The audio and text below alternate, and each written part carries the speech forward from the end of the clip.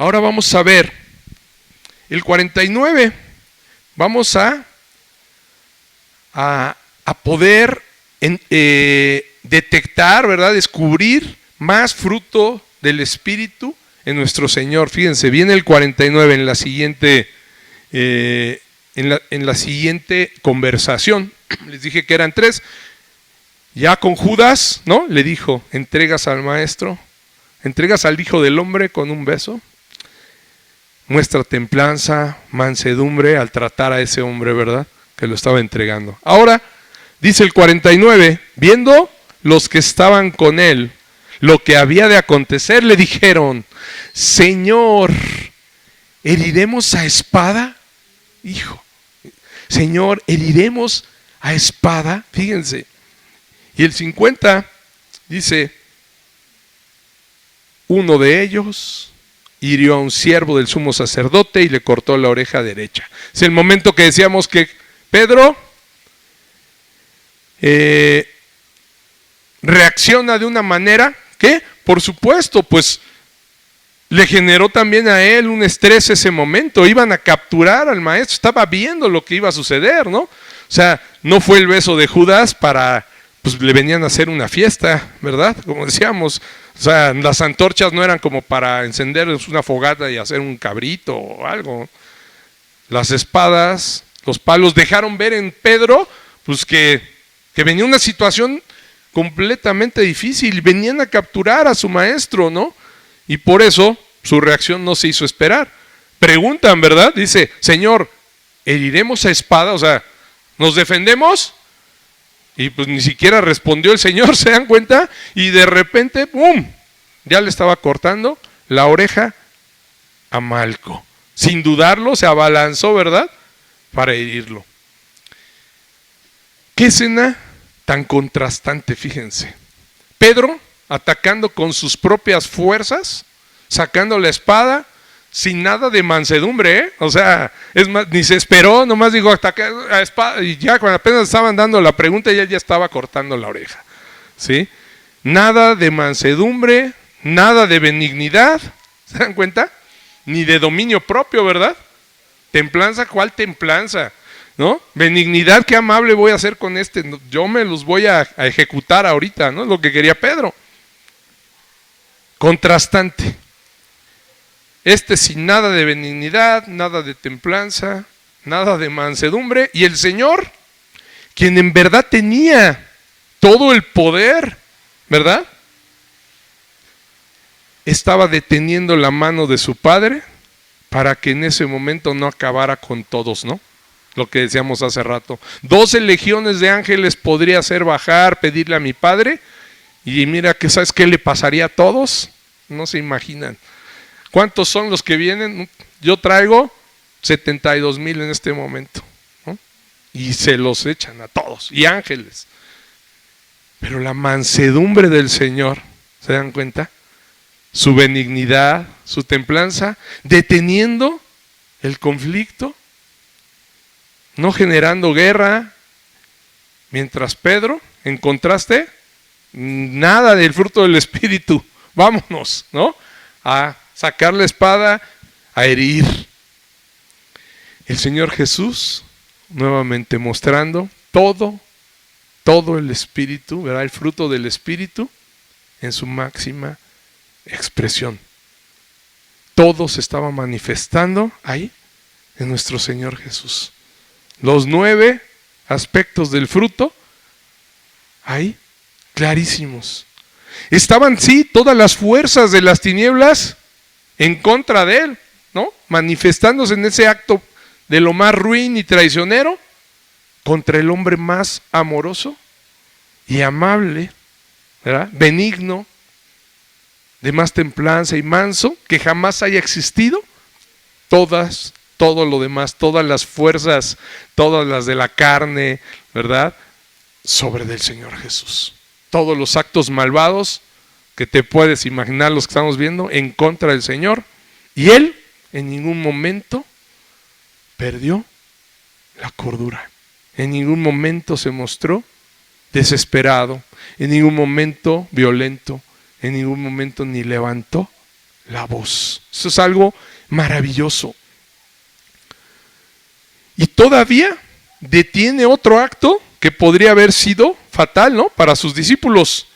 Y con toda paciencia y nuevamente benignidad va a llevar a cabo la conversación con sus discípulos para regresarles la paz y protegerlos. Porque si los hubiera dejado, que el que seguía, porque se acuerdan que había por lo menos 2 espadas, ¿no? Una pues ya había salido y el otro, imagínense que también le da a otro, pues los capturan y hasta los matan, ¿sí? Y el Señor Jesús va a utilizar nuevamente su paciencia y benignidad para bajarlos, para llevarlos a paz y protegerlos. Y dice en el 51, en esta nueva conversación, ahí está la otra, Judas, la conversación ahora con los discípulos, les dice: basta ya, dejad. Y tocando su oreja, le sanó, ¿no? Sana la oreja que había cortado Pedro. El Señor Jesús nuevamente toma la palabra, pero lo vemos que es para poner paz, ¿no? Basta ya, ya, no saquen más espadas, ya, suficiente, ¿no? Basta ya, dejad todo. Y hace un acto precisamente para ayudarlos, salvarlos, los sanó. Habla nuevamente con benignidad, paciencia, los calma y con gran misericordia, mostrando amor por el otro, el que era su enemigo, porque ese también venía por él, haciendo el último acto de sanidad física, como les decía, le sana la oreja, ¿verdad? Ahí está otra vez, ya, no pasó nada, ¿sí? No pasó nada.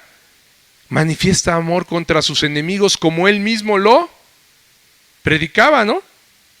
Lo predicaba así, Lucas 6, 32 y 33, ¿recuerdan?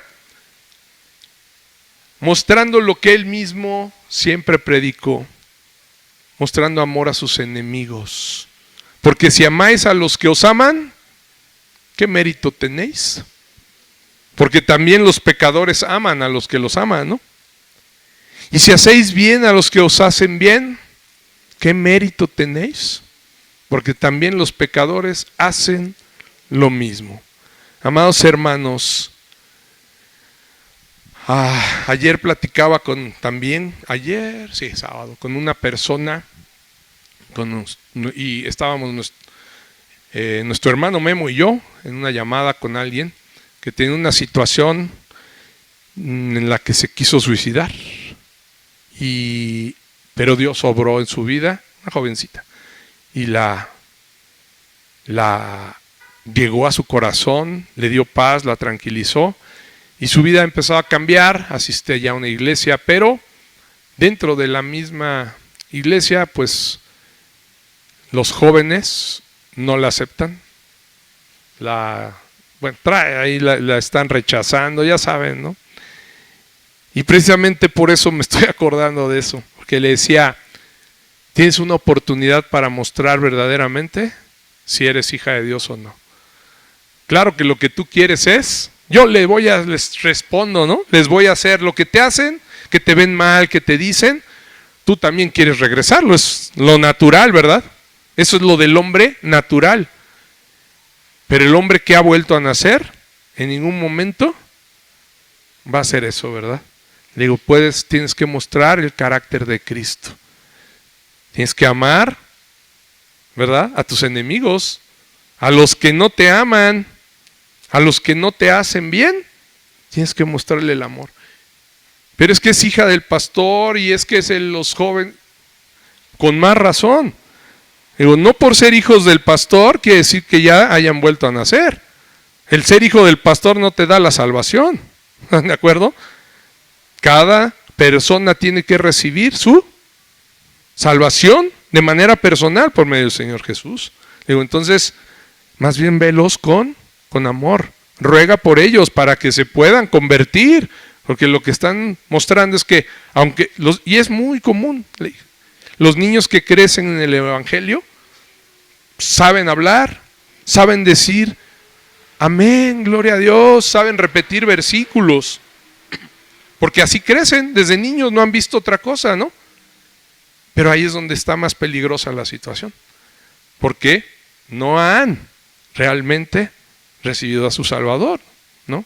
Porque, y ahí lo podemos ver, ¿no? Las mismas actitudes, digo, es lo mismo que esperarías en la escuela, ¿no? Que te trataran así, no le hablen a ella y déjenla y ni la vean y no. Pues por eso ella está en shock, dice, pues es que es la iglesia. En la misma iglesia le dije, no te espantes, esas mismas actitudes están. No todos han vuelto a nacer, le dije, o sea, pero parecía, es hijo del, pues aunque sea, ¿no? Y aunque levante las manos, y aunque ore, y aunque diga amén, ¿verdad? No han vuelto a nacer. Entonces, ¿qué mérito tienes nada más de tratar? Es que hay unos hermanos muy buena gente que me tratan bien, que son... Bueno, con ellos sigue mostrando, es fácil amar a los que nos tratan bien, ¿verdad? Pero a los que no nos aman, a los que no nos hacen bien, ahí es donde está lo difícil. Por eso dice el Señor, ¿qué mérito tenéis si amas a los que te hacen bien? Pues, ¿no? El hermano Marco siempre ha sido bien amable conmigo, ¿no? No me cuesta trabajo darle un abrazo y a todos ustedes que me muestran siempre muchas muestras de cariño, ¿no? Pero pues, no falta siempre alguien que te puede estar por atrás atacando algo. A ese te cuesta trabajo, ¿no? ¿Qué crees? A ese tienes que amar más. ¿Cómo? Pues sí, te cuesta trabajo, ¿no? Sí, pero si me dice, pues ¿qué crees? El Señor dice que no hay mérito por amar a los que nos caen bien, ¿verdad? Con los que nos llevamos bonito. A los que debemos amar, ¿sí? Es a los que no nos hacen el bien. Y aquí está el Señor Jesús haciendo lo mismo. Esos venían por Él y con misericordia lo puso delante de Él y le sanó la oreja. Ahí está. Pero si ese te viene a capturar, ¿no? O sea, ese viene por ti, te va a matar, ahí está. Porque si no hacemos eso, pues dice que los pecadores también hacen lo mismo, ¿verdad? ¿Qué diferencia, volvemos a lo mismo, qué diferencia hay entre nosotros y los demás si hacemos lo mismo que ellos? Es que yo trato re bien a mis hijos. Por mis hijos hago todo, pastor. No, yo. Pues sí, pues eso, pero ¿y eso qué? Eso tienes que hacer, eso es tu obligación. Eso lo mismo lo hace hasta el narco. Yo le doy todo a mi familia. Pues sí, ¿no? Yo también, pues sí. ¿Eso qué tiene de mérito? Eso no es difícil, ¿verdad? Darle todo a nuestros hijos. Pues si los amamos, ¿verdad? Son bien lindos, ¿no? Yo los veo como los derriten a ustedes sus hijos, ¿no? Eso es algo que viene de nosotros, son de nuestra carne. Pero al otro, ¿verdad? Al hijo del otro que viene y le pega a tu hijo, ¡uy! ¿No? Ese chamaco ya lo traigo entre cejas. A ese chamaco, ámalo más. Ámalo más. Pero ¿cómo? Si le pegó a mi hijo, lo tienes que amar más, dice el Señor, no lo digo yo, ¿verdad? Ven, habla con él, dile, ven, ¿qué tienes? Ese niño está necesitando afecto, ¿verdad? Entonces, es claro cómo el Señor Jesús nos deja un gran ejemplo. Y lo que predicaba, lo hacía, ¿verdad? El Señor sí lo hacía. Haciendo esto, se dan cuenta cómo cambia la situación peligrosa, dando amor a los demás, a los enemigos, le pudo dar seguridad, los pudo librar de la muerte, del castigo que también hubieran recibido ellos. El Señor cambia completamente la situación para sus discípulos, ¿verdad? Completamente le da la gloria a Dios. Busca darle la gloria al Padre. Porque si se hubiera puesto igual que ellos, pues, no hubiera sido él ese varón perfecto, ¿verdad? Él hubiera fallado.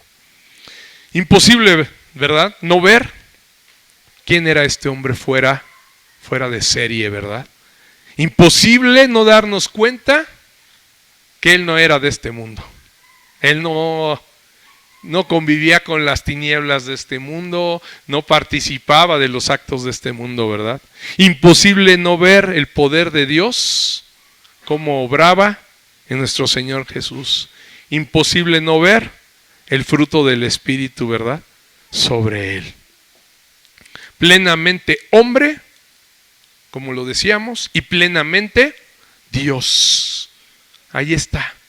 Siendo, como lo acabábamos de ver, sufriendo, padeciendo, siendo ya capturado en ese dolor, eso que sentía, ¿verdad?, que ya lo iban. Ahora muestra, ¿sí? Nos acababa de dejar ver que era plenamente hombre y ahora muestra que es plenamente Dios. Ahí está. Soy Dios. No soy únicamente un hombre.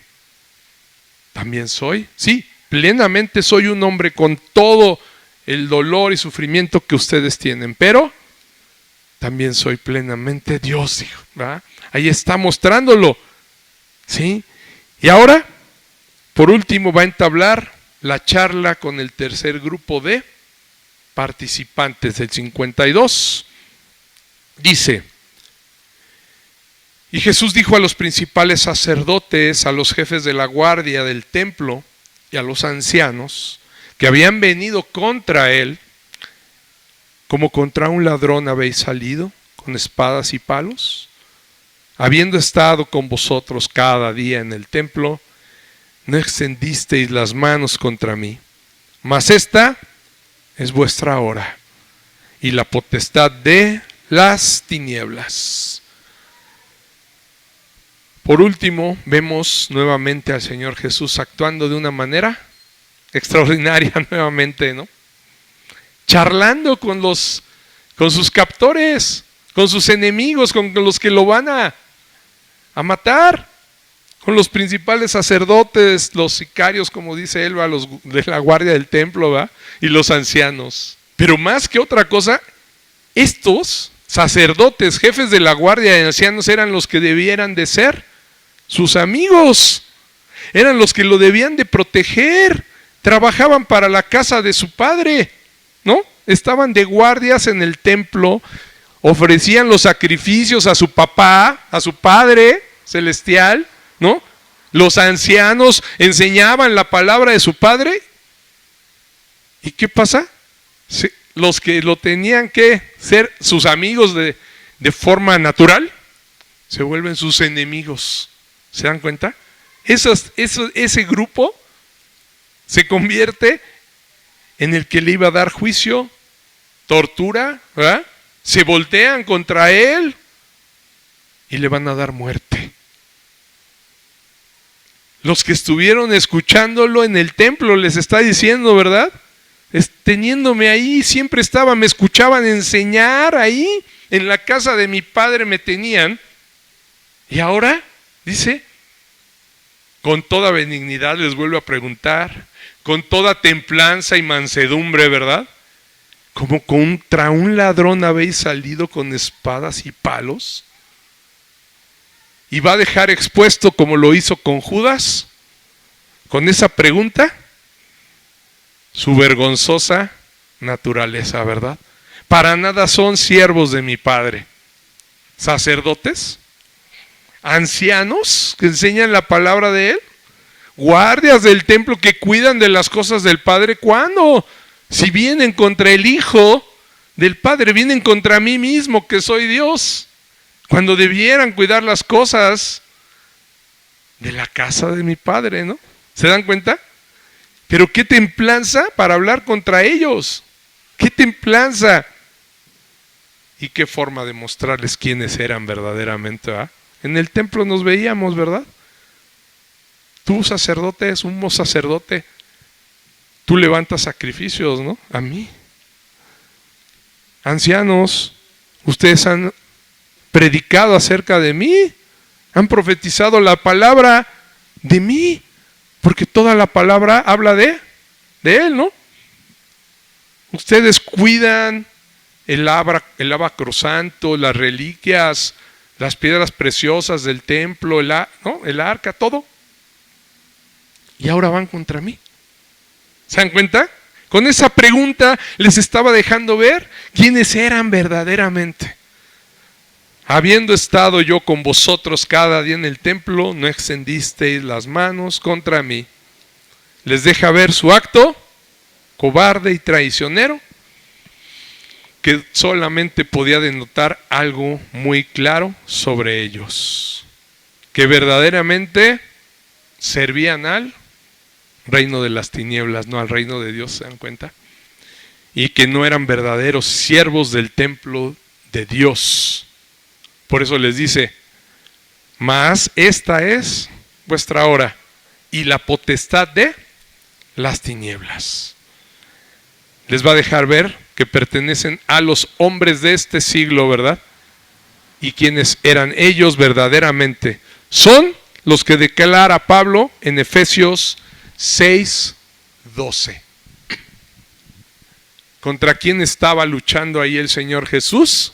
No eran ancianos, hombres cualquiera. Dice, porque no tenemos lucha contra sangre y carne, sino contra principados, contra potestades, contra los gobernadores de las tinieblas de este siglo, contra huestes espirituales de maldad en las regiones celestes. Estaba descubriendo quiénes eran verdaderamente los que los estaban mandando. Estaban descubriendo que ellos también eran sicarios, ¿no? Estaban haciendo la voluntad de alguien todavía, de otros, de las huestes espirituales, ¿verdad?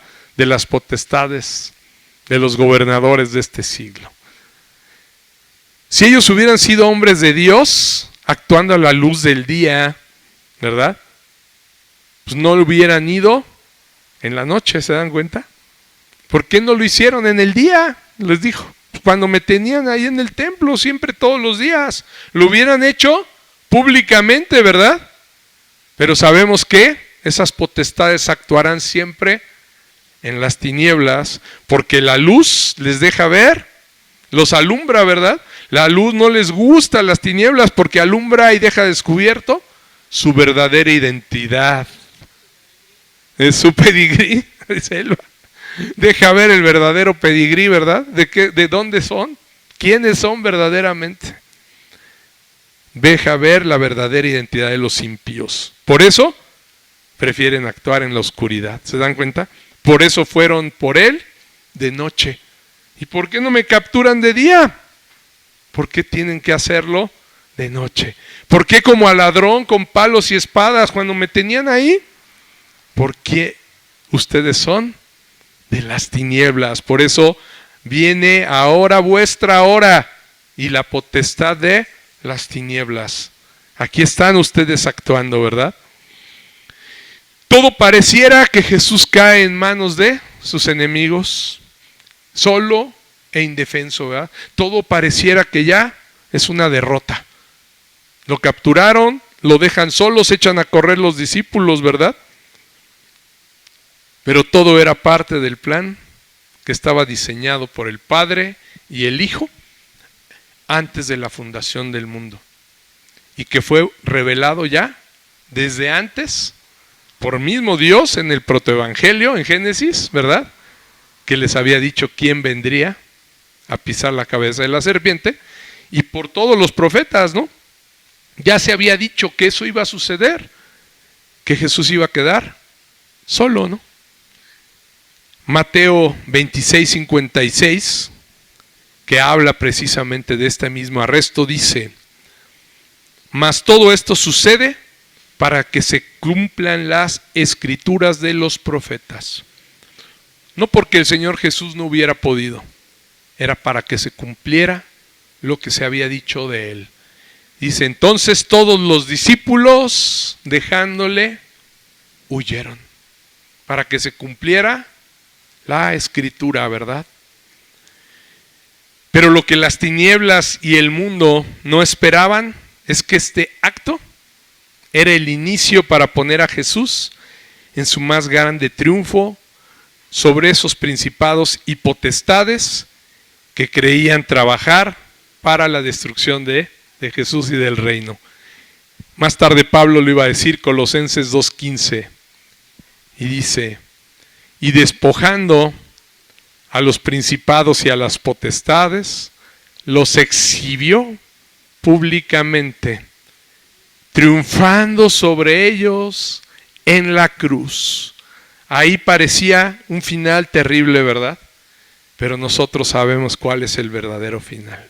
Iban a quedar expuestos ellos cuando lo llevaran a la cruz, en que el que los había vencido era Él.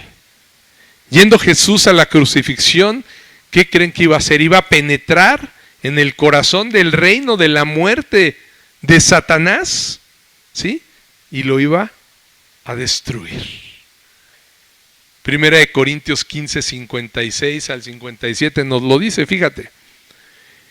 Ya que el aguijón de la muerte es el pecado, y el poder del pecado, la ley, eso es lo que dice, ¿no? La muerte es parte del pecado, ¿no? Y el mismo pecado, el poder que tiene el pecado se lo da la misma ley.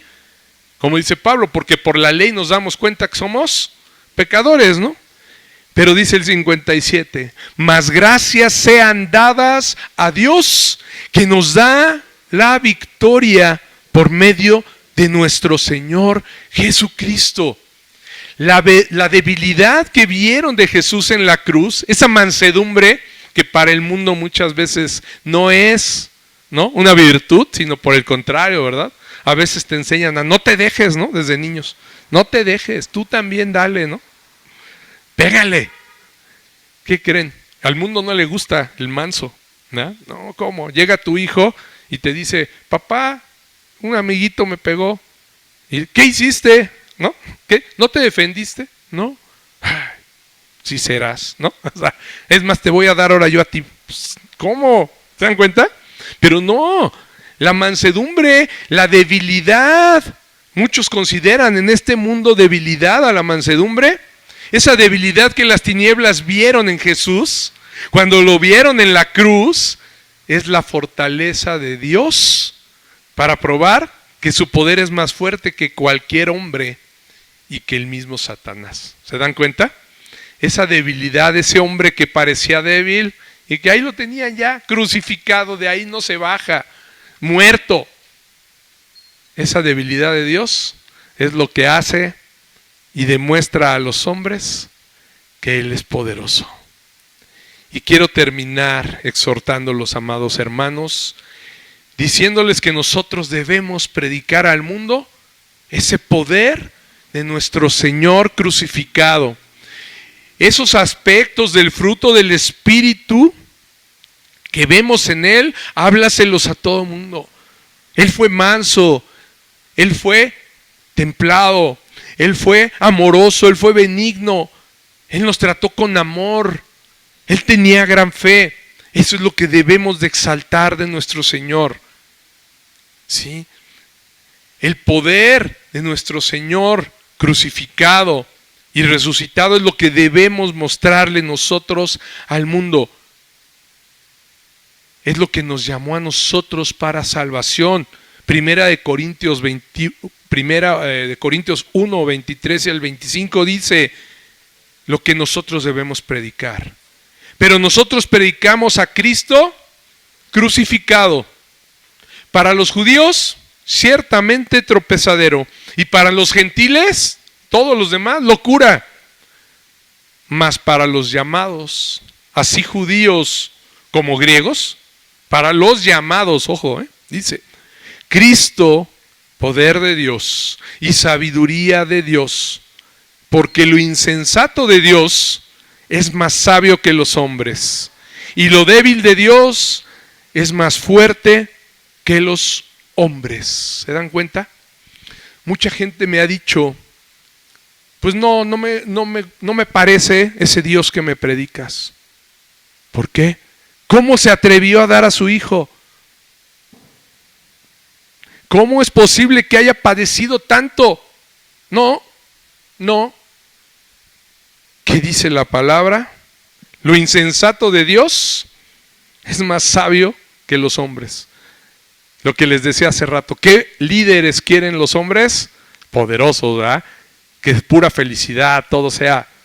Aquí vemos, por eso dice, para los gentiles es locura, Para los judíos, tropezadero. ¿Qué les decía hace rato lo que nos compartía Moy, verdad? Para los judíos es, no, lo castigamos y lo matamos por blasfemo, por hechicero. Tropezaron, ¿verdad? La piedra de tropiezo, desechada por los edificadores, vino a ser la piedra del ángulo, ahora, ¿verdad? En donde se construyó la iglesia. Para ellos Jesús, verlo ahí crucificado no era su Mesías. Para ellos no, él es tropezadero. Y para los gentiles locura. Los griegos seguro decían, ¿qué? O sea, ¿cómo le rinden culto al que mataron? O sea, no esperaban a un hombre verdaderamente poderoso. Los romanos, ¿no? Los romanos querían ver al César, a los emperadores llenos de poder. Pero por eso dice, para los llamados, para los que en verdad son elegidos, los que sí recibimos ese llamado, no podemos decir, no, Dios se equivocó, Dios hizo mal. No, seríamos entonces pues, de los demás.